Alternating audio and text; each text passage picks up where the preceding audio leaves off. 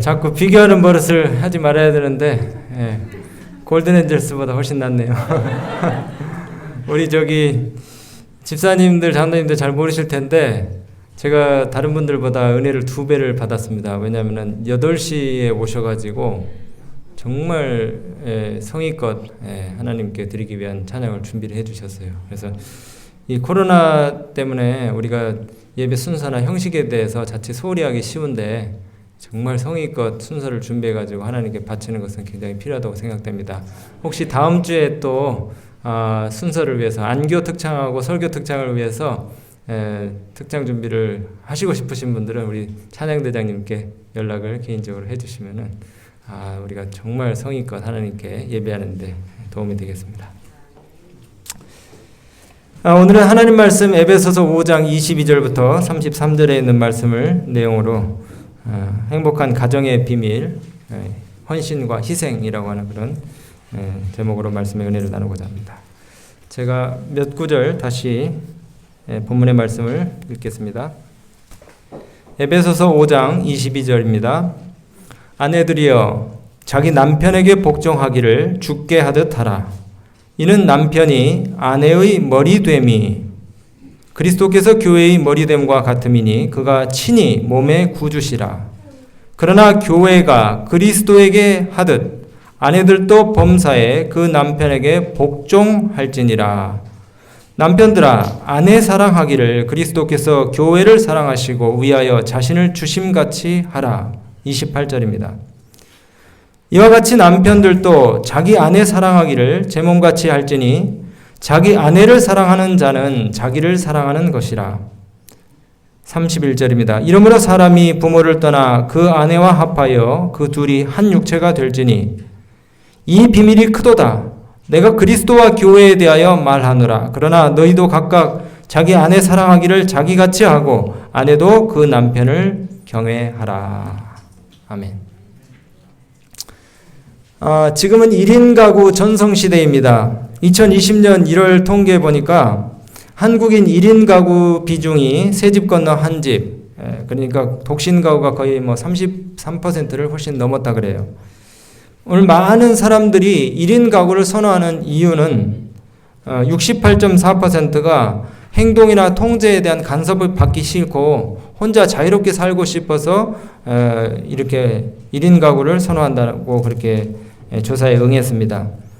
그리고 어떤 결정을 할 때도 다 간섭이라는 단어가 들어가더라고요. 간섭받지 않고 자유롭게 결정할 수 있고, 그 다음에 혼자 깊이 어떤 그 사색의 시간을 가질 수 있어서 좋다고 그렇게 얘기했어요.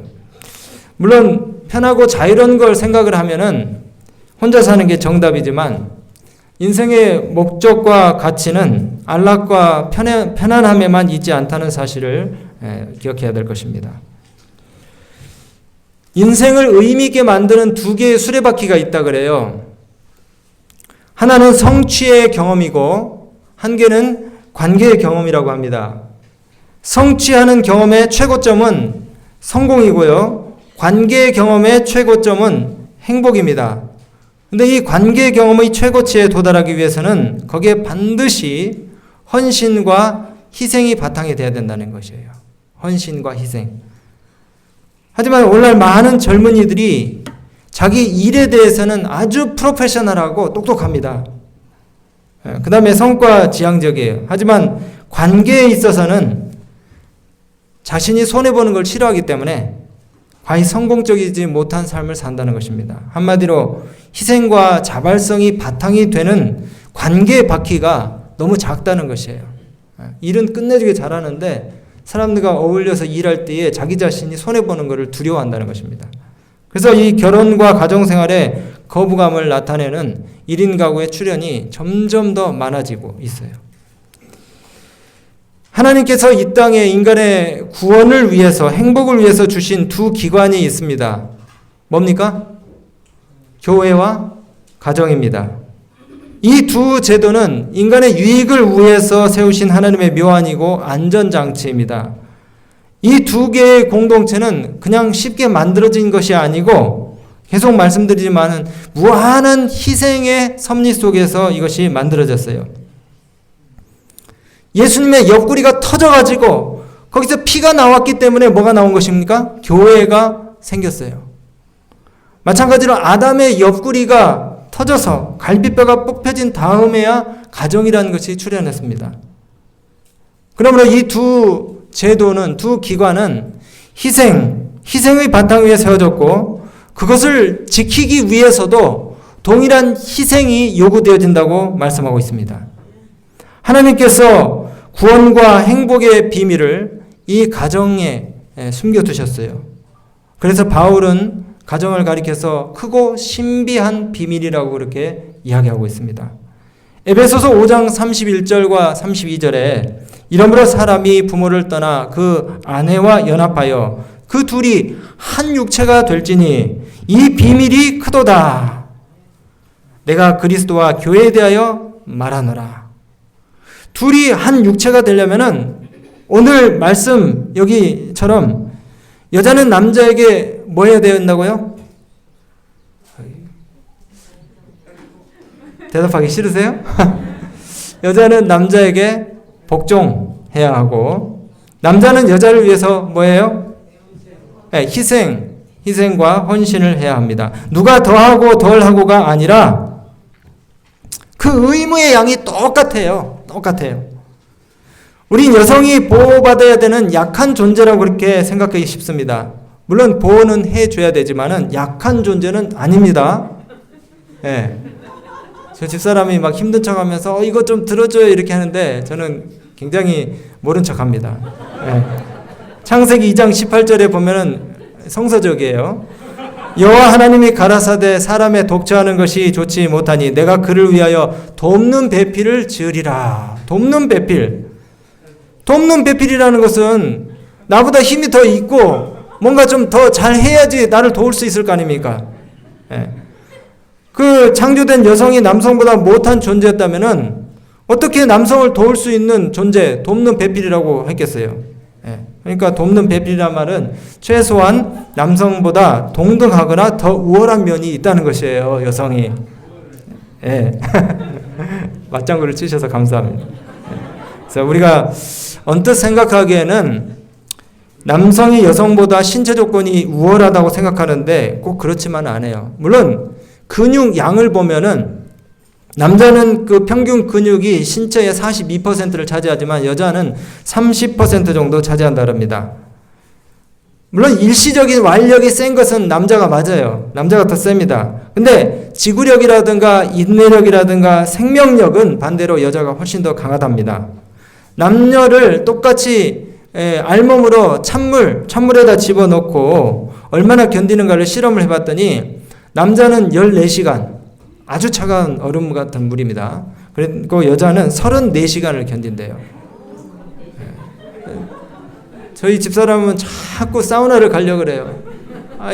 한 더운 여름에도 막 땀이 막 찔찔 나고 더워 죽겠는데 사우나를 왜 가냐고요 도대체. 저는 들어가면서도 막 숨이 막히는데 거기 시원하고 좋다고 거기서 그냥 계속 앉아 있어요. 14세기 이래 여성의 열등을 주장해온 강력한 기준 중에 하나가 남녀의 그 뇌의 무게입니다. 남자의 뇌의 무게는 1360g, 여자의 뇌의 무게는 1220g입니다. 근데 여러분, 후에 이제 시간이 지나면서 과학의 발전으로 뇌 연구를 다시 하게 되었는데 두 뇌의 크기 그리고 무게는 지능과는 아무 관계가 없다고 결론이 났어요. 가벼울 뿐이지 미련한 것은 아닙니다. 절대로. 요즘 여자들 엄청 똑똑하잖아요. 사복고시고 뭐 어디 뭐 행시고 여자들이 막 많이 휩쓸잖아요. 공부는 여자분들이 더 잘하는 것 같아요. 성경은 남녀가 각자 완전하게 창조되었다고 말씀하십니다. 그 완전한 남녀가 결혼해서 연합하게 될 때에 더 행복해지고 더 완전해질 것이라고 말씀을 하시고, 거기에다가 그 가정에 새로운 선물들, 자녀들이 주어지고 거기에 채워졌을 때에 말할 수 없는 행복으로 이 가정이 채워진다는 것입니다. 그 행복이 확장된다는 것이에요. 창세기 2장 24절에 이러므로 남자가 부모를 떠나 그 아내와 연합하여 둘이 한 몸을 이룰지로다. 남성과 여성이 만나서 하나가 된다는 이야기인데 어떻게 하나 더하기 하나가 하나가 된다는 말입니까? 하나 더하기 하나는 뭡니까? 둘이 해야 되죠. 근데 성경 마태복음도 하나님이 짝지어 주신 것을 사람이 뭐하지 못할지니라 나누지 못할 것이니라 하신 것처럼 둘이 한 몸을 이루라는 이 말씀은 성경적인 약속이고 명령인 것이에요. 그래서 둘이 너무나 가까워져 가지고 보이지 않을 만큼 하나가 되라고 그렇게 우리한테 당부하시는 것입니다. 그 어떤 대상보다도 가까운 존재, 그 누구도 나눌 수 없는 존재가 되라고 그렇게 말씀하시는 것이에요. 그래서 우리가 각자 살던 사람들이 너무 사랑해서 결혼을 하고 같이 지내게 되면은 함께 뭘 공유합니까? 시간을 공유하고 또 공간을 공유하고 재정을 공유하는 집도 있고 안 하는 집도 있죠. 재정을 공유하고 생각과 감정을 공유하라는 것입니다. 근데 이렇게 자기 시간과 재정과 공간과 또 생각과 감정을 다 공유를 하려면은 자기가 죽어야 돼, 안 죽어야 돼요? 희생이 전제가 돼야 되는 것이에요. 그냥 그게 안 되는 것입니다. 자기 욕심과 이기심이 거기 들어가면은 절대로 하나가 될 수가 없는 것이에요. 둘이 한 몸을 이루라는 것은 전적으로 상대를 위해서 이타적인 동기가 선행이 될 때 그것이 가능하다고 말씀하시는 것이에요. 이 관계는 서로 얽매이고 상처 주고 집착하는 그런 사이비 사랑이 아니라 진정한 사랑을 이룰 수 있는 것입니다. 그리고 이 진짜 사랑이라는 것은요, 가족관계에 있어서의 어떤 어려움이 찾아올 때에 그 사랑의 진정한 힘을 발휘하게 되는 것입니다. 제가 지금 아침 저녁으로 어떤 한 가정을 위해서 계속 기도를 드리고 있어요. 계속 생각날 때마다 그 가정이 회복이 되게 해달라고. 진짜 우리 주변에 깨지고 또 어그러진 그런 그 관계를 가진 가정들이 많이 있습니다. 정말 우리가 많이 기도를 해야 돼요. 얼마나 기도할 제목들이 많은지 몰라요. 이름을 써놓고 구체적으로 그 가정들을 위해서 나만 행복하다고 내 부인이 내 말 잘 듣는다고 그걸로 끝나서는 안 되고 주변의 어려운 가정들을 위해서 계속해서 기도해 줘야 되는 것입니다. 그 자녀들. 하나님께서는 가정을 통해서 우리가 행복을 누리기를 간절히 원하십니다. 전도서 9장 9절에 내 헛된 평생의 모든 날, 하나님이 해 아래서 내게 주신 모든 헛된 날에 사랑하는 아내와 함께 즐겁게 살지어다. 즐겁게 살지어다. 이는 네가 일평생의 해 아래서 수고하고 얻은 분복이니라. 한번 생각해 보세요. 하루 종일 힘들게 정말 뼈 빠지게 일하고 직장에서 스트레스 받고 왔는데 집에 들어오면서부터 아주 찌글찌글 부인이 계속해서 따라다니면서 괴롭히고 스트레스를 받게 하면은 얼마나 사는 게 힘들겠습니까? 사단의 목표는 세상의 모든 가정들을 다 깨뜨리고 불행하게 만드는 것이 사단의 목표예요. 이 부조와 선지자 56페이지에 이런 말씀이 있더라고요. 사단이 에덴 동산에서 아담과 하와가 너무 행복하고 평화스럽게 서로를 존중하면서 하며 지내는 그런 모습을 볼 때에 자기가 옛날에 하나님 보좌 우편에 서서 정말 너무나 행복하게 지냈었던 그 아름다운 축복들, 잃어버린 축복들이 생각이 났다는 것입니다. 그래가지고 마음에 시기심이 발동해가지고 자기 혼자 불행해지는 것이 너무 아까워서 그냥 이 아담과 하와의 가정도 뭐 하고 싶었다고요? 깨뜨리고 싶었다는 것이에요. 그렇게 해서 불순종하도록 선동하고 가정의 행복을 갖다가 깨뜨리고자 접근했다 그런 것입니다. 사단이 세상에 깨어진 가정들을 볼 때에 아주 그냥 기뻐서 날뛴다는 것이죠. 성공했다고 생각을 하면서. 오늘날도 사단은 우리 가정들이 깨지는 것들을 보면서 또 그 가정의 자녀들 모든 그 식구들이 구원에서부터 멀어지는 것을 보면서 기뻐 날뛰며 춤춘다고 했습니다. 여러분, 사단이 더 이상 춤추지 못하도록 우리 가정 단속을 잘하고 또 가정이 정말 화목해져서 하나님의 영광을 이루시게 되길 바랍니다. 여러분, 이 부부싸움 또 가정 이 관계에 있어서 우리가 싸움을 할 때에 엄청 막 거국적이고 대단한 내용을 가지고 싸우는 것이 아니에요. 세계 평화를 위해서, 민족 통일을 위해서 우리가 그런 주제를 가지고 싸우는 게 아니잖아요. 밥이 왜 이렇게 되냐? 물건 늘어놓지 말고 찬장에 다 집어넣어라. 치약을 끝에서부터 짜라. 코는 왜 파냐? 방귀는 왜 여기저기 뿡뿡 끼고 다니냐? 근데 이런 충돌이 생기려고 할 때 오늘 말씀을 생각하시면서 아까 본문의 말씀 있죠? 아내는 뭐 하라고요? 남편에게 복종하고 순종하고 기분 나빠도 그렇게 해야 됩니다. 남편은 그리스도께서 교회를 사랑하셔 자신을 주신 같이 그렇게 자기를 완전히 뭐 하라고요? 희생해서 사랑하라고 그렇게 말씀하시는 것입니다. 그러니까 여자는 남자에게 복종하고 남자는 여자에게 뭐 하고요? 이거 사소한 것에 주의하고 사실 가정은 어떤 약점이나 흠이 노출되어도 다 덮어줄 수 있는 곳이 가정이어야 되는 것입니다. 그 창세기 2장 25절의 에덴 동산에서 아담과 하와가 발가벗었으나 서로 부끄러워하지 아니했다 그랬어요. 너도 실수가 있고 나도 실수를 보이지만은 그러나 그 실수들이 노출되어도 부끄럽지 않은 곳이 어디가 된다고요? 가정이 되는 것이에요. 여러분 법복을 입고 피고인들 앞에 서면은 그 원고 피고 그 다음에 방청석 있는 사람들이 사시나무 떨듯이 아주 발발발 떨게 하는 그런 대법관도 자기 집에 들어가면은 3살짜리 손자 등에 태우고 넥타이를 그냥 손자가 뭡니까? 잡아당기면서 이리가 저리가 그러면은 손자가 시키는 대로 기어댕겨요. 오늘 제가 그 행복한 가정생활을 위한 2가지 조언을 드리고 또 말씀을 좀 정리하려 합니다. 여러분 성경에 남편이 뭐라고요? 남편이 머리라고 얘기했어요. 우리 남편들이 권세를 마음대로 부리라는 그런 뜻이 아닙니다. 남편의 책임과 의무를 강조하는 그런 말이에요. 이 남편을 황제처럼 섬긴 아내가 천하게 됩니까? 탈무드에 보면은 시집가는 딸에게 이런 말을 했어요. 내 딸아, 만일 네가 남편을 왕처럼 존중한다면 그는 너를 여왕처럼 대할 것이다. 만일 네가 자존심이 너무 세서 그에게 봉사할 것을 싫어한다면 그는 자기 힘을 써서 너를 하녀로 만들 것이다. 남편이 황제가 되면 아내는 자연히 뭐가 되는 것입니까? 황후가 되죠. 남편을 종처럼 생각하면 너는 시녀밖에 안 되는 것이에요. 복종하는 사람만이 그 사람을 지배할 수 있다. 그러므로 현명한 아내는 복종함으로 남편을 지배하는 법이다. 이렇게 얘기했습니다. 그래서 행복의 원리는 간단해요. 자아를 죽여야 됩니다. 자존심을 꺾고 자아를 죽여야 돼요. 하와가 아담은 흙으로 만들었지만 하와는 뭘로 만들었습니까? 아담의 갈비뼈로 만들었어요. 아담이 잠든 후에 갈비뼈를 뽑았는데 아담이 그걸 몰랐다는 것은 잠든 게 아니라 완전히 죽었다는 거예요. 잠깐 동안 죽음을 경험했어요. 행복한 가정이 만들어지기 위해서는 남편이 죽어야 됩니다. 우리 모든 남편들이죠. 다음 주에는 다 우리 함께 죽읍시다. 이 얘기는 많이 들어보셨을 텐데 배추김치가 제대로 맛을 내려면 10번을 죽어야 된답니다.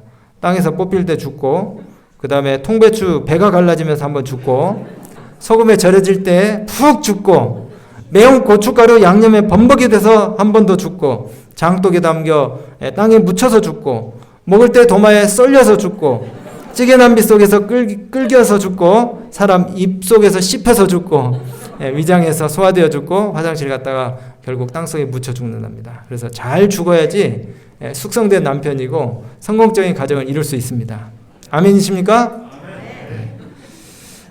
그리고 우리 부부 생활을 할 때에 꼭 필요한 것이 인내입니다. 기다림입니다. 기다림. 창세기 하나님이 모든 동물들의 짝을 처음부터 아예 만들어 주셨어요. 근데 아담을 만드실 때는 짝을 당장 즉시로 만들어 주지 않으시고 아담이 나도 짝이 있었으면 좋겠다 그렇게 할 때 그때 뭘 만들어 주셨어요?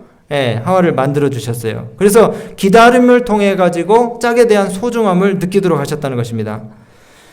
치료봉사 326페이지에 기가 막힌 말씀이 있어요. 아무리 신중하게 또한 현명하게 결혼이 이루어질지라도 결혼 예식이 거행되는 당시에 완전히 연합되는 부분은 하나도 없다. 그렇죠? 결혼 생활에 있어서의 진정한 연합은 후년에 이루어진다. 살아가면서 조금씩 맞춰지는 거예요. 그래도 아까 우리 교과 지도해 주셨던 남대구 목사님이 한 20년 전에 그런 얘기를 하시더라고요. 그 전도서에 있는 말씀이죠. 구부러진 것을 누가 펴며 이지러진 것을 누가 곧게 할 수 있느냐. 그 전도서 말씀을 인용을 하시면서 뭐 그때 당시에 한 40년 동안 30년 넘게 그렇게 사모님이랑 사시면서도 이게 잘 안 맞는다는 거예요. 계속. 남편이 요구하는 것을 부인이 안 고치고 부인이 요구하는 것을 남편이 절대 안 고친다는 겁니다. 계속해서 뭡니까? 서로 맞춰가는 그런 과정이에요. 그래서 이런 산문도 있더라고요. 처음부터 맞는 부부가 없다는 것을 이야기하는 건데 10대 때는 멋모르고 살고 20대 때는 아기자기해서 살고 아기자기라는 것은 아기하고 자기가 있으면 산다는 거예요. 30대는 헤어질 수 없어서 살고 40대 때는 체념하면서 살고 50대 때는 이제 서로 불쌍해서 살고 60대 때는 의지할 데 없어 살고 70대 때는 서로 고마워서 산다는 것입니다. 세상의 모든 여자들이 기대하는 남편상이 있습니다. 여자들이 기대하는 남편상. 섬세하고 따뜻하고 이해심이 깊어야 되고 세련이 넘치는 그런 화술을 겸비한 남자. 아내를 위해서는 뼈가 부서지도록 일하는 남자. 집에 오면 날렵하게 설거지를 해주고 음식을 차려주고 쓸고 닦고 아이들과 놀아주고 빨래까지 완벽하게 널어주는 남자.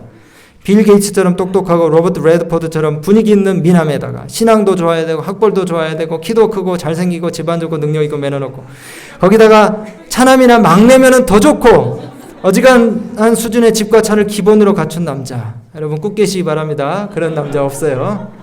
근데 세상에 모든 남자들이 기대하는 여성상이 또 있습니다. 예쁘고 명랑해야 되고 건강하고 절대 아프지 말아야 되고 요리와 청소는 달인이어야 되고 천사처럼 맘씨가 고와야 되고 예의 바르고 엄마처럼 헌신적이면서 현모양처가 돼야 되고 외로울 땐 누나 같고 심심할 땐 동생 같고 마음이 살랑될 땐 연인 같고 애 잘 낳고 돈 잘 벌어오는 여자. 이런 여자도 없습니다. 없어요. 대부분의 처녀들은 백마탄 왕자님을 기다리지만은 정작 나타난 것은 왕자가 아니라 마부랍니다. 마부. 여러분, 우리가 참 불완전한 인간들이 만나가지고 행복한 가정을 이루기 위해서 정말 그 고군분투하면서 서로 이 먹고 살기도 힘든데 가정에서도 서로 이렇게 치고받고 하면서 우리가 사는데 행복한 가정 생활을 할 수 있는 비결이 있어요. 두 가지입니다. 첫 번째는 예배를 잘 드리는 것입니다. 가정 예배. 믿지 않는 남편이 있으면 자녀들 데리고라도 예배를 열심히. 지난 시간에도 이 토조 목사님의 글을 제가 인용을 했었는데 오늘 또 나왔어요. 그리스도인 생애의 모든 실패는 예배의 감격을 실생활에서 경험하지 못해서 시작된 것이다. 예배에 성공해야지 우리의 사업이 성공한다. 인생이 성공한다. 가정이 성공한다. 요번에 가정봉사부에서 그 가정 예배를 흥성하는 그런 부착물이 있는데 오늘 하나씩 다 가져가셔서 가정 예배를 회복하시기 바랍니다. 여러분이 예배를 소홀히 하면은 하나님께서 우리를 소홀히 하실 수 있어요. 그러나 예배를 귀하게 여기면 하나님께서 여러분들의 가정 생활을 갖다가 귀하게 여기시고 바른 길로 인도해 주실 것입니다. 여러분, 가정은 사람을 만들어내는 제대로 된 사람을 만들어내는 공장인데 지금 이 가정이 망가지고 예배가 파괴되기 때문에 불량품들이 엄청나게 쏟아지고 있어요. 불량주부들이 엄청나게 나오고 있습니다. 불량주부들. 남의 남자 만나고 돌아다니고 그 다음에 쇼핑센터를 전전긍긍하는 그런 불량주부들, 불량청소년들, 불량가정, 불량교회. 여러분, 우리 가정이 불량가정인지 정품가정인지 확인해 보시기 바랍니다.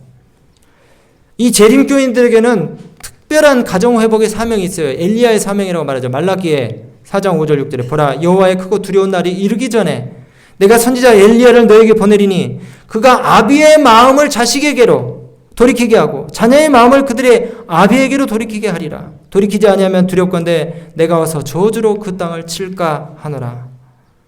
여러분, 우리가 하늘에 가서 성도가 되려고 하면은 이 땅에서도 먼저 우리가 성도가 되는 경험을 해야 될 것입니다. 그래서 예배를 통해서 저희는 그래요. 제가 보니까 치고받고 싸우더라도 그래가지고 입이 막 이렇게 입이 이렇게 한 물짝씩 이렇게 나와가지고 서로 이제 꼴도 보기 싫은데 무릎을 꿇고 앉아서 억지로 찬미를 부르고 그 다음에 같이 기도록을 읽고 이제 기도할 때쯤 되면은 어떤 사람은 내가 좀 너무했구나. 또 어떤 사람은 아, 내가 포기해야지. 이렇게 마음 가운데 자신을 돌아볼 수 있는 마음이 생겨요. 그걸 풀지 않고 그냥 잠자리에 들어가면은 계속 아침에 일어날 때도 기분이 나빠요. 그래서 정말 힘들어도 예배를 여러분들이 회복하셔가지고 가정의 행복들을 꼭 경험하시게 되길 바랍니다. 제가 그 대학교 때 저 신학생이었는데도 제 동생을 제가 이거 진짜 부끄러운 얘기인데 동생하고 이제 싸우는데 20대 청년하고 그 다음에 18살 또 18살이면 다 컸잖아요. 힘도 세고. 근데 화요일 저녁이었어요. 화요일 저녁. 그때도 무슨 일이었는지 이제 동생하고 싸웠는데 저희 부모님이 저희를 말리시느라고 옥상에 올라가가지고 부모님은 말리시고 아들들은 싸우고 참 진짜 창피한 일이죠, 그죠? 근데 제가 진짜 나빴어요. 벽돌이 보이더라고요, 벽돌. 그래서 벽돌을 집어 들었어요. 근데 그렇게 심각한 싸움을 싸웠는데도 그날이 화요일이었어요. 늘상 하던 대로 뭐 해야 됩니까? 교회를 가야 되잖아요. 도저히 교회 가고 싶은 생각이 안 들더라고요. 근데도 어머니가 교회 가야 된다고 한 말씀을 그냥 흘리면서 하시는 게 부담이 돼가지고 교회를 갔어요. 교회를 가서 그날 저녁에 또 설교를 듣는데 왠지 목사님이 우리 가정 사정을 다 아는 것처럼 꼭 거기에 맞는 설교를 하시더라고요. 그래가지고 마음이 다 풀려가지고 집에 돌아와서 아주 행복했던 적이 있습니다. 여러분 예배를 꼭 회복하셔서 가정의 행복을 경험하시게 되길 바라요. 두 번째는 사랑을 표현하면서 사시기 바랍니다. 울리지 않는 종은 종이 아니고 부르지 않는 노래는 노래가 아니고 표현되지 않는 사랑은 사랑이 아니다라는 말이 있대요. 예수님께서 말로만 우리를 사랑하지 아니하시고 실질적으로 우리에게 사랑을 보여주시기 위해서 어떻게 하셨습니까? 이 땅에 성육신하시고 오셨어요. 요한일서 4장 9절 10절 하나님의 사랑이 우리에게 이렇게 나타난 바 되셨으니 하나님이 자기 독생자를 세상에 보내셨어요. 저로 말미암아 우리를 살리게 하시기 위해서 주님이 독생자를 이 땅에 보내셨습니다. 요한복음 13장 34절에 새 계명을 너희에게 주노니 서로 사랑하라. 내가 너희를 사랑한 것 같이 너희도 서로 사랑하라. 여러분 사랑은 충동적이고 상황에 따라서 왔다 갔다 하는 변화무쌍한 감정이 아닙니다. 그것은 살아있는 원칙이고 영원한 능력입니다. 영혼은 결코 다함이 없는 이 샘물 같은 사랑, 그리스도의 가슴에서 흘러나오는 순결한 사랑의 시냇물을 먹고 자란다고 했어요. 이 같은 친교로 인하여 마음은 자극을 받고 그 동기는 참으로 고상하게 되고 그 사랑은 참으로 깊어진다. 이것을 바로 성경은 편벽과 거짓이 없는 사랑, 진실된 사랑, 진지한 사랑이라고 그렇게 이야기하는 것이에요. 이 사랑이 하나님께로부터 나와서 우리 가슴을 적셔서 우리 주변에 있는 사람들에게 흘러나가야 되는 것입니다. 여러분 사랑을 표현하는 것은요 돈이 많이 들지 않습니다. 따뜻한 말, 또 다정한 표정과 미소, 그리고 한번 안아주는 것들, 이렇게 해서 사람들의 시들은 영혼들을 갖다가 회복시켜주는 것이에요. 그 영혼을 고양시켜주는 것입니다. 오늘 저는 말씀 마치면서 로마서 15장 1절의 말씀처럼 우리 강한 자가 마땅히 연약한 자의 약점을 담당하고 자기를 기쁘게 하지 아니할 것이라. 무엇보다도 서로 열심으로 사랑할지니 사랑은 허다한 죄, 약점을 덮는다고 하신 이 말씀을 기억하면서 우리가 정말 서로를 존중하고 또 인정하면서 행복한 이 땅에서의 천국을 이루실 뿐만이 아니라 하늘에 가셔서도 정말 우리 가족들과 함께 영원토록 주님의 사랑을 노래하실 수 있는 축복을 경험하시게 되길 바라면서 말씀 마치겠습니다.